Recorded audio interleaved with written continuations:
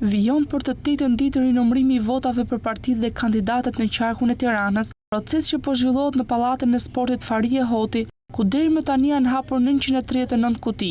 Deri më tani, rihapja e kutive ka treguar se lëvizjet e votës kanë qenë minimale. Deri më tani janë zbuluar gabime të vogla që nuk sjellin asnjë ndryshim as në mandatet e partive politike, por as në renditjen e kandidatëve të listës së parë. Më konkretisht, Partia Demokratike kryeson me numërimin më të madh të votave të humbura, 502 vota, që rezultojnë të marra padrejtisht nga numërimi fillestar, ndërsa Partia Socialiste 334 vota.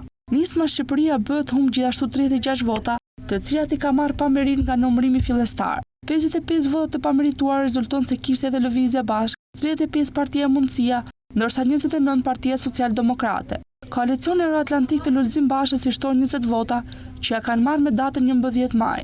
Lëvizja të votave ka gjithashtu edhe mes kandidatëve, gjë që ka shkaktuar edhe pakënaqësi. Ilir Ali Mehmeti rezulton se ka 127 vota pa merit, Ilir Meta ka 47, ndërsa 84 vota pa merit rezulton se i ka marrë edhe Jorida Tabaku, një shifër kjo e papërfillshme, duke marrë parasysh diferencën e ndjeshme nga Ali Mehmeti.